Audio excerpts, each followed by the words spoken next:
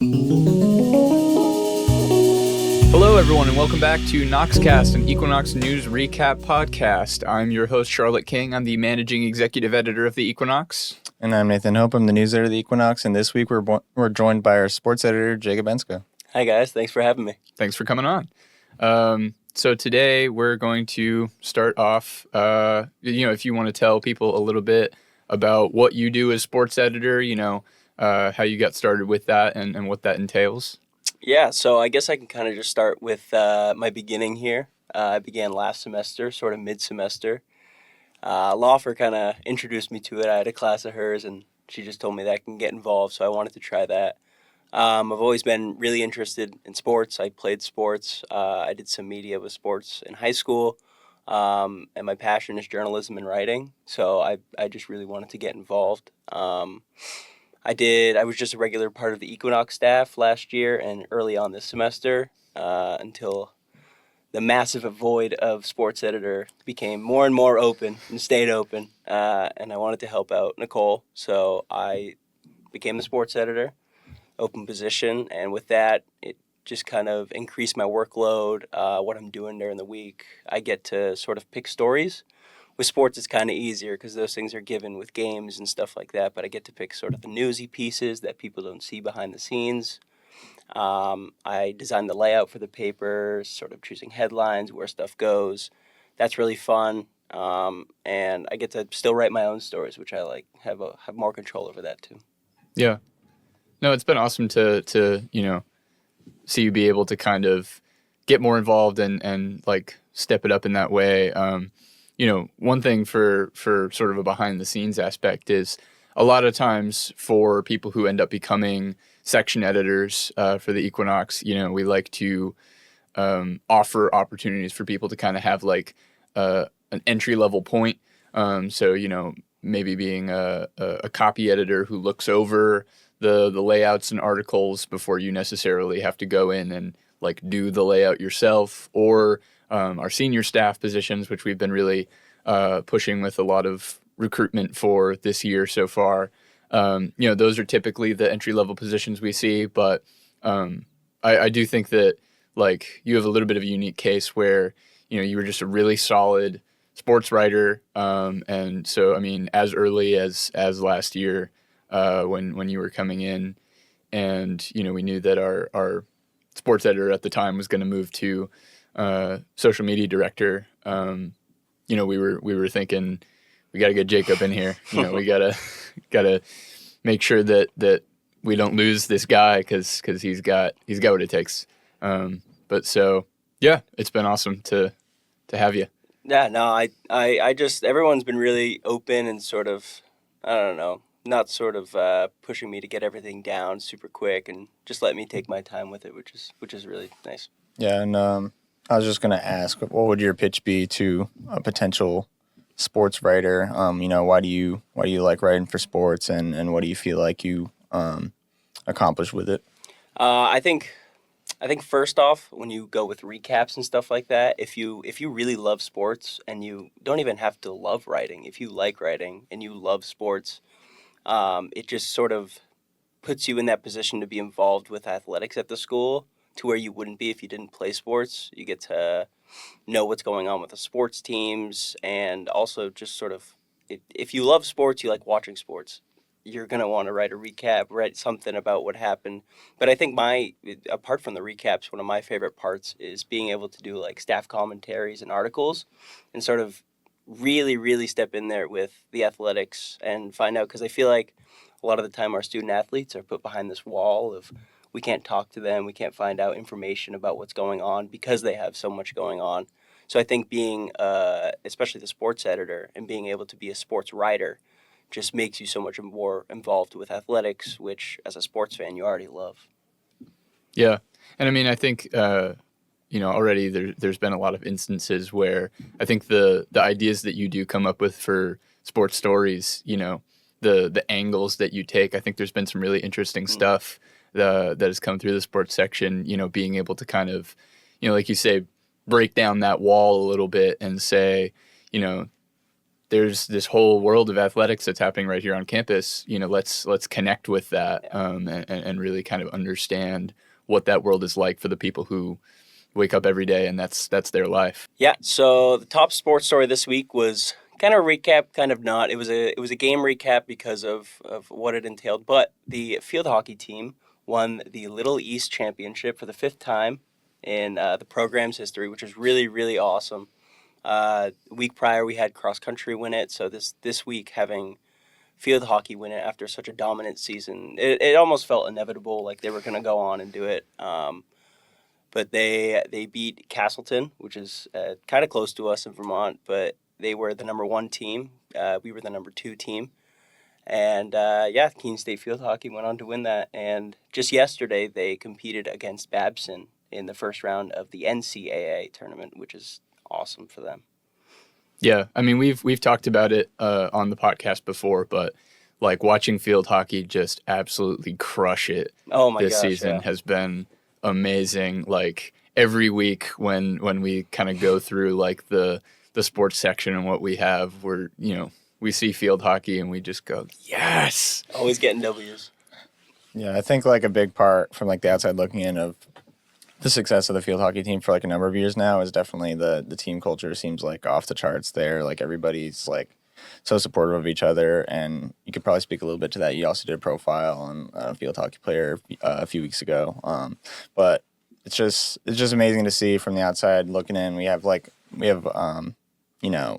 these teams that need to be highlighted more, in my opinion. So I'm glad that we're able to do our part in highlighting them and showcasing like the importance of the work they do as student athletes, and really just promoting sort of the Keene State brand in some ways. But yeah.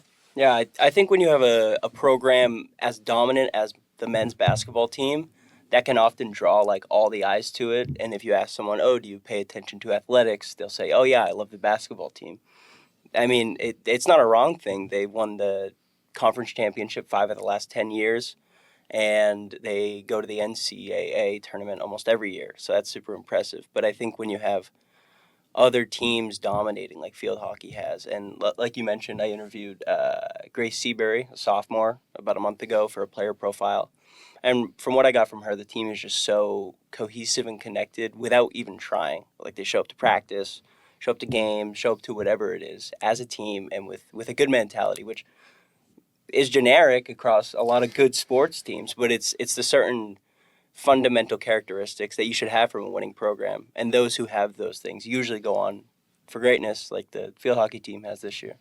Yeah, I mean, I think it's easy to say like, oh, like all these successful sports teams have this, what's so special about that? But I mean, the reason that all these successful teams have it is because that's such an essential just piece to being able to, again, just, get up every day as a member of this team and say, like, we will win this and we'll do it together because, this is what matters to us. So, yeah, huge congrats to them, and can't wait to see them keep it going. No, I know I don't believe they graduated too many seniors too, or they will graduate too many seniors. I don't believe they will. So I think they should have a decent returning roster to hopefully repeat again. That'd be lovely. Top story in news this week was featuring some of the students who went and presented at the COPLAC conference in Massachusetts just recently for work that they were doing across a variety of fields, but kind of a spotlight of a lot of the different things, different research that people are doing on this campus, as well as a little bit of a sequel in a way, because we had done some stories about student research, including I had done the story about Zach Punch and the work that he was doing in architecture with the Adobe Hut, and he was one of these students who went and presented at COPLAC. So, Nate, this is your story. I'll go ahead and let you talk about it. Yeah, sure. I definitely feel like it's kind of like a natural progression of, a sort of series of stories we've been doing about student research and the work that's being done in all these different departments. And I feel like this like COPLAC conference and was kind of like a culmination in some ways, where there's students from like all these different majors that were working on these different things, and it was just amazing to get to talk to people who were passionate about the work that they're doing. And like Senior Ben Harley, he did a project that was analyzing gendered violence in the movies Fight Club and Gone Girl, and sort of, both sides of that. So I think that was really interesting, and how that came out from something that he was working on in class, and then he kind of morphed that into, a presentation and a more full-fledged thing. And now he's trying to work to get that published in an academic journal. I think was really interesting to see how people can sort of take something from class and really run with it. And if they're passionate about it, and then just, keep going on that. And then also talking to Amar Gates, who did some work with the head of the archives, Rodney Obian, with making a student-led journal called Inclusion that looks to, make it so students can submit their work through that, and then sort of be highlighted in that way too. So it's cool that they're kickstarting all these different projects, and with Zach Punch as well, the architecture, the Adobe HUD, lots of interesting things that are being done. And I know that the conference wasn't like some crazy faraway place, but still, getting the opportunity to go anywhere and showcase your work to a different state, different region, different people, kind of shows, things are actually going on in Keene State and across a variety of majors, and these students are passionate about what they're doing. So I think it was really cool to get to talk to those people, and I always like, being able to highlight students, and I think this was like a really key opportunity to make that happen. Yeah, I think that's super. I think just that whole fundamental process, I think, is something that all kids are looking to get out of college. I think whether it's an assignment, or whether it's a not a dream, but a goal of something of yours. I think we go to college to be pushed to fulfill those, and I think that being able to show off, whether it's research or whatever it is the ultimate goal. Like even what we do here at the Equinox, if I come up with an angle of a story, I really want that to be shown, and if I do good work on something, I want that to be recognized, and not just shown, but recognized. Recognized for my effort, how good whatever that piece is. I think that's one of the most fundamental aspects of college, and Keene State does a really good job of letting kids sort of have that outlet to show their work. Yeah, I mean, I think it's on any given college campus, there's so many people who are just go, go, go all the time. And so it can be difficult to, especially from our perspective as media, trying to like keep up with what everybody's has going on. It's difficult, but that's why I think something like this is so valuable, as, like you say, an opportunity for people to kind of stand up and be recognized, and have it be like this moment of, I imagine for many of them, it's a moment of like being able to breathe out a little bit and say, all right, like I've poured all this work into this, and now here it is. I get to kind of debut it and show that off, and to continue the comparison, it's the same type of feeling that I get when the paper comes out, where I say, obviously a little bit of a different time frame, but just, okay, we've poured a whole week into this collectively, here it is. And now moving into our top student life story for this week, we had coverage of the annual Kristallnacht Remembrance, which is hosted at Keene High School by the Cohen Institute. And so they had a presenter there to speak about, the remembrance, to memorialize the Night of Broken Glass, and to speak on the importance of always sort of maintaining that memory in our minds, and understanding the significance of that historically, and kind of as a community or a culture, keeping ourselves aware of the extent of the tragedy that can occur and has occurred historically, and just the value of being able to connect with each other in a way where we have a better understanding of that, and can work to prevent anything like that from happening again, hopefully. Yeah, I think this is one of the biggest. I don't know if it's the biggest event that's put on by the Cohen Institute, and it's been a thing every year. And I think it's really one of their events where it's more looking into the community and trying to bring everybody, even locals, around.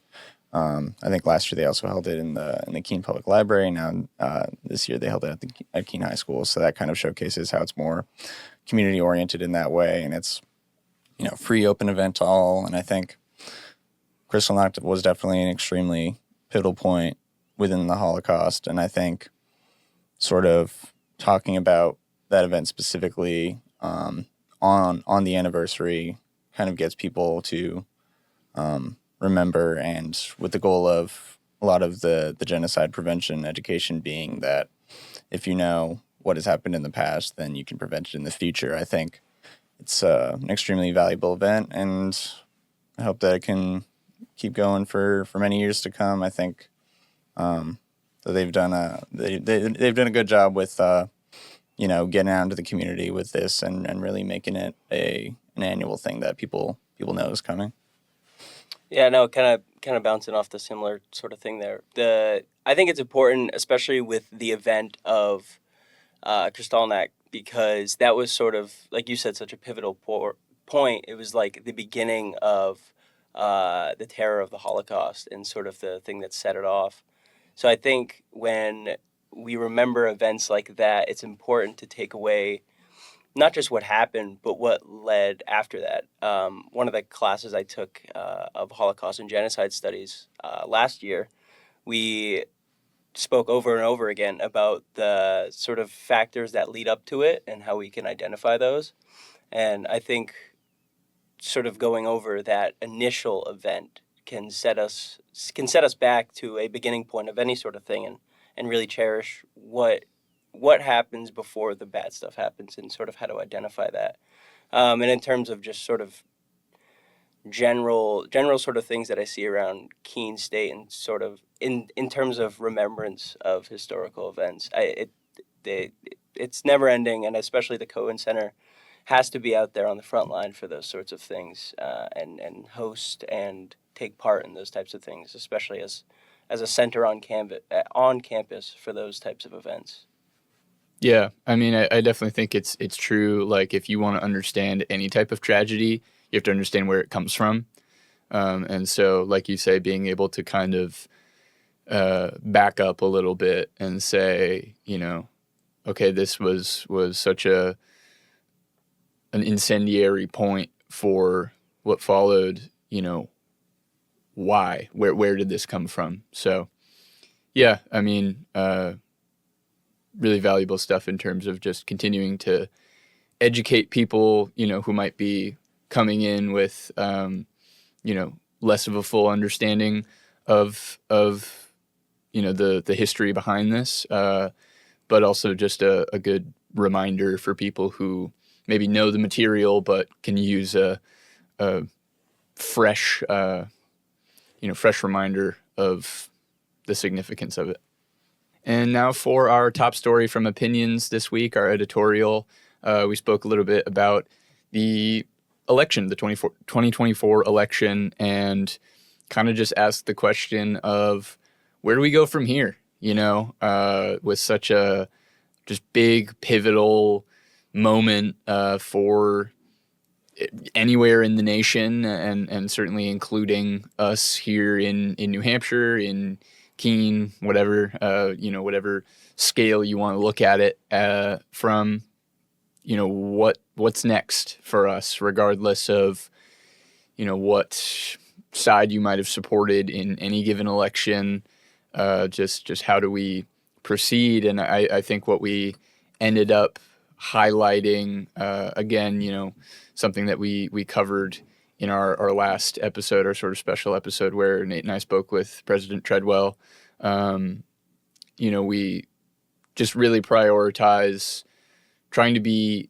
involved, involved in our communities, again, from the local like campus level all the way to being a national citizen. And again, that can look like a lot of different things for a lot of different people, but first and foremost, you have to just be willing to kind of connect with your neighbors, and understand them as people, understand their wants, and what they're looking for from life, on a day-to-day basis, and just kind of connect with them there, at least start there.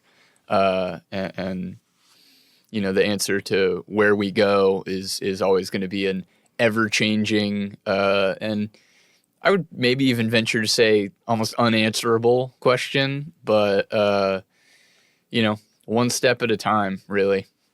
Yeah, I think a lot of what we talked about, which we also covered in the previous episode, but really it's about holding your representatives accountable, staying engaged now more than ever, and building community. Those are the main things that I think we really want people to do, because we don't want to support the mindset of sort of I'm only going to be engaged on the one day every 4 years that we have the election, and then feel some way about the results, but then not do anything about it. I think it's about channeling whatever anger or upset, or even if you're joyful about it, it's still like there's always room for change and growth. So I think that's really what we highlighted, and I do think it's important for us to do an editorial on something like this, given that it's on so many people's minds, but also because I've looked back in our archives before about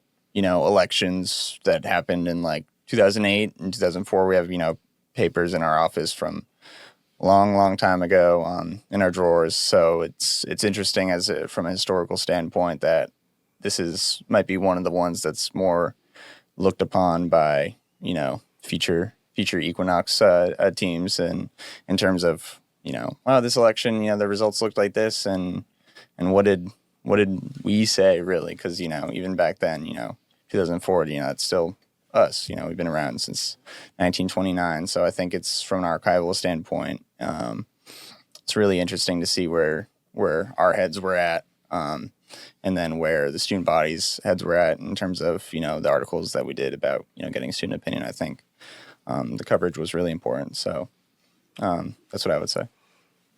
Yeah, I think one thing that was shared by anyone who voted, no matter who for, is that I think post-election there was this whole weight that was lifted off of people's shoulders. Not so much who's going to get in or who's going to win, just this whole cloudy world we've been living in for the last 2.5 to 3 years of looking forward to that day of election. And I think that's one thing that sort of set people off, got stress off of people. But I think people have to look forward and sort of put that stress kind of back on, winner or loser. I think if you voted for the candidate that didn't win, then like Nate said, you have to go push for the things you want, whether it's statewide or nationwide. You have to take action for that. And if you voted for the person that won, then you can't just sit back in your reclining chair and let stuff happen. I think you also have to be on that front line of, okay, I voted for this person for these reasons, so now I have to go push that further. There's certain things that people want out of the next 4 years if you voted for the person who won, so you have to make sure those things come true and happen. I think the last thing you can do, like what was said, is just sort of sit there and go, well, that's that. Again, winner or loser. It doesn't matter who you voted for. The worst thing you can do is say, oh, well, it's over. I'm going to sit down and let the world go on as it was, because it's not going to. If you don't like or do like what happened, go out and make your voice heard and do something about it. Yeah, I thought that was a really great point that I was glad you made during the editorial discussion, because, I do think there are so many people who, I don't know, I think just the way that we think about elections culturally, it's like, one person wins, one person loses, and then it's just, all right, well, I guess, the people who won will go do their thing, and the people who lost, who cares now? And now I go back to my life. And it's like, well, we're all still active citizens. We're all still waking up every day in the United States of America. We're still waking up every day in New Hampshire, in Keene, at Keene State College. There's still so much more to be done, and there always will be. Nobody will ever be finished with the work that sits in front of them. The work that sits in front of them is always going to continue to multiply. And I think it's really important to take up that mantle every day of being somebody who's part of a community and push for that. All right, and I think we can move into our top story from Region and State this week. Region and State section, as usual, we primarily source from shared articles from Granite State News Collaborative, so always very thankful to them. So this week we have a Concord Monitor story about the ballot measure that was included as part of the voting process of the 2024 election. And so for New Hampshire this year, our ballot measure was regarding the retirement age for New Hampshire judges and asking whether it should remain at 70 years of age or if it should be raised to 75 years of age. So part of this conversation that, extends to some different professions, judges, really any type of political or legal space, field of work, of asking, is there, where is the point where we say this person is of an age where maybe it's best for them to step down and kind of step out of this obviously very crucial role. The ballot measure did not pass. In New Hampshire, ballot measures do not require a simple majority, so it can be tough for measures to get through because it's 2/3, right? They require 2/3 majority in order to make it. And in this case, this was yet another one that did not reach that majority count. Yeah, I think sort of, in my opinion, on principle, that having a 2/3 majority for ballot measures is a little bit anti-democratic to think 66% of people voted for this change and then it's not going to be enacted. And in fact, the opinion of a little more than 1/3 of the voter base is going to be respected more is kind of weird to think about. I think the ballot language for this was a little bit confusing. As someone who voted, I thought that it would have lowered the mandatory retirement age, or did the opposite basically of what it actually would do. So I think maybe that needs to be looked at on who's writing the ballot language and if it's biased or misleading in one direction or another. But yeah, I think you'd see this in examples in other states as well. Like Florida requires 60% of the vote for ballot measures to pass, so they voted in Florida on recreational marijuana legalization and abortion rights, both of which failed to pass because while they both got a majority vote of yes, they didn't reach 60%. So, you have situations where 58% of the voting public or 56% in that state want that not pass. So I think I'm more in favor of the simple majority overall, because I just think that that's the simple democratic way of doing things. But yeah, the retirement age is going to stay 70, which I think a lot of people, given the recent political discourse, especially with President Biden stepping aside for the election and age becoming a more primary concern among elected officials, I think, that's kind of evidence of where people's heads are at with not wanting people in public service for that long, for some length to gain experience. But I think that's sort of what's reflected by the result.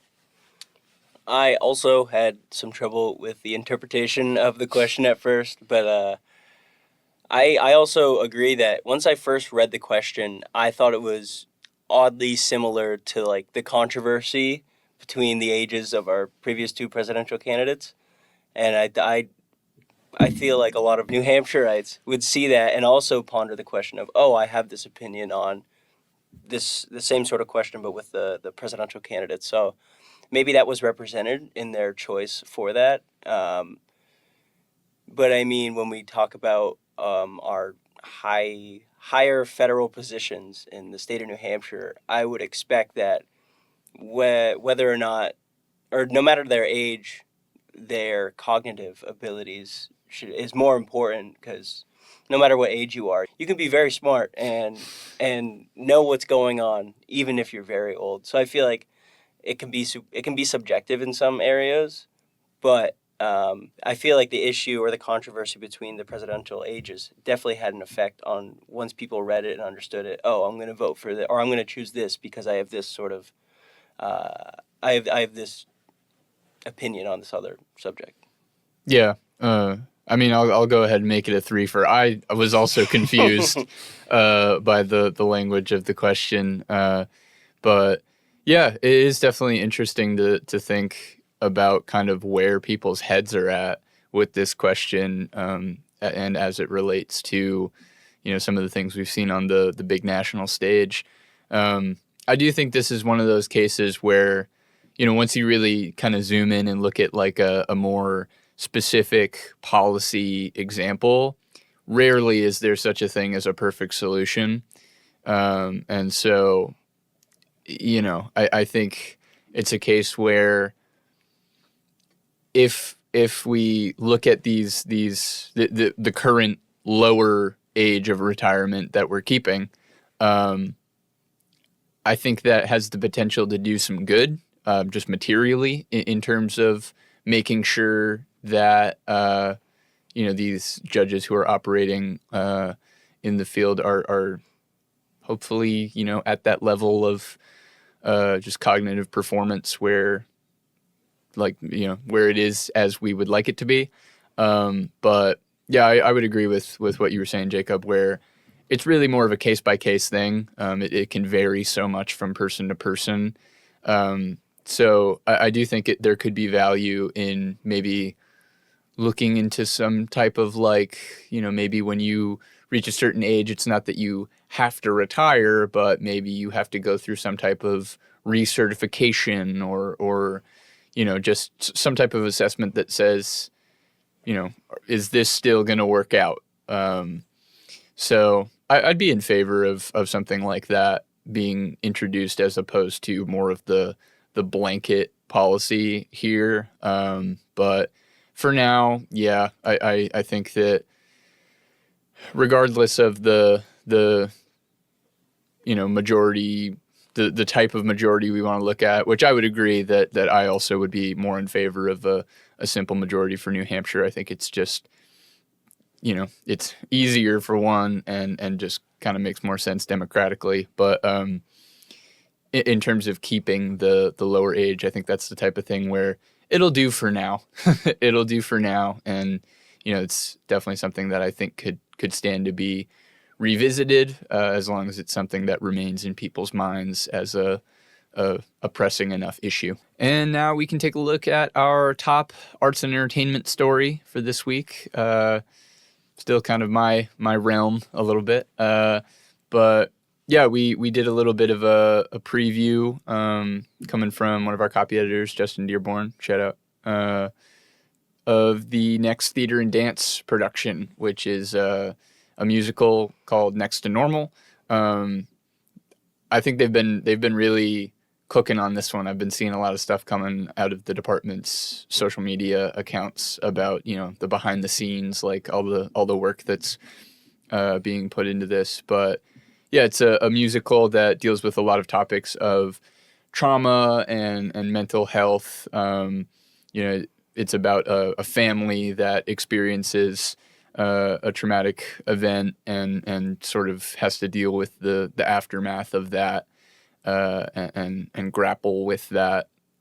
And so, I think that one of the interesting things that the theater and dance department has continued to do is shine a light on topics like this with a lot of the productions that they've done and really kind of spotlight it, which I think is an interesting, I think it's cool to see them take up a mission beyond just the excellence of the productions. Obviously that remains top concern, but Yeah, I don't know. It's interesting to see them really kind of hone in on something that clearly, you read the article, it clearly means a lot to the director of the show, Kirsten O'Brien. So, yeah, I'm excited to see it open. Yeah, I think that's you could say it for a lot of different art forms that it's one thing for to be the producer of an art and then appreciate that and understand that, but also know that this is something that there's something that the audience can take from this. And I think sort of the continuous nature of not being afraid to tackle these tough topics and things that certainly have an impact on college students and just community members and anybody really has some experience or they know someone who has experience with certain issues. It's good that they're willing to address them in this format, and I think that's a goal that a lot of artists would want to seek in terms of really making something meaningful. And I think there's just a lot that goes into the production, like you said, and I'm excited to see what else is coming in the pipeline and what this thing is going to look like. Yeah, I mean, relating back to what we were kind of talking about earlier, I think being a director for a musical is the pinnacle of showing off your abilities and your accomplishments. And I mean, it's even harder when you talk about creating something that you can really resonate with and that other people resonate with. Something that is deep and matters to you is challenging when you expect to receive good criticism from it. You pour your heart and soul into something, especially as something as diverse as a musical where you need so many different parts. It's not just you making it. There's so many different things that come together. So I think when all those magic pieces come together, it's super impressive, and it's especially here at Keene State to have people that want to go out and whether it's their own stories, put their own feelings out into the world and out to an audience who is there to judge them and hopefully will enjoy it. It's really impressive and remarkable for everyone over there who's creating stuff in the arts. Yeah, and I'm glad you mentioned that because sort of the behind the scenes of this article a little bit. I was actually able to have so I met with Kirsten O'Brien, who's the chair of the theater department, as well as I said, the director of the show. But I met with her a little while back just to sort of see what's going on in the TAD department. And she was actually able to point me to a number of students who are really kind of stepping up and taking a lead on different aspects of the production of this musical. When it comes to, set design, costume design, choreography, like there's like you say, there's so many moving parts. But it's really cool to see that we have these students who are just really kind of knocking it out of the park, and getting the experience of being able to work on this production in kind of these deeper ways, and just bring the whole thing to life. So I was able to, pass some of those names on to Justin when he was working on this, and we were able to kind of spotlight some of the work that they're doing to really just add so much more dimension to this. But so, yeah, I definitely think that's another example, like with the Coplac article, being able to feature some of the just really cool work that students are doing that otherwise, we would have no idea because it's happening, in places that we might not always be, in the depths of the Redfern or, in that instance, conferences out of state, wherever they might be working on this stuff. It's awesome to be able to kind of have that lens into it. Can I say something real quick? Yeah. And also for Justin, I mean, what a story for you to write, to get the ability to sort of dissect something as broad and as diverse as a musical can be, being able to go in and really go straight to the source and be like, what are you trying to do here? What's going on? That's a super fun story to work on, to go into someone's mind, to go in someone's creation and find out what's really going on. Yeah. And I mean, it ended up, usually I'll try to get at least a couple things on the front page. I mean, that's really how any section goes. You want like at least 2 things that people can look at. But this was a case of like the whole page is next to normal because, that's just sort of the scope of it. And that will about do it for our news recap this week. Thank you so much for watching Noxcast. We hope to see you again for next week's episode, where we'll be joined by Melanie Plenda from Granite State News Collaborative. Super excited to have her on. I also want to extend a special thanks to the composer of the music for Noxcast, our own Equinox alum, Zach Keenan, as well as the designer of the Noxcast graphic, our own Equinox staff, Elijah Fisher. Until next time, I've been your host. I'm Charlotte King. And I've been Nathan Hope, and thank you to Jacob for joining us this week. Thank you guys for having me. It was a lot of fun.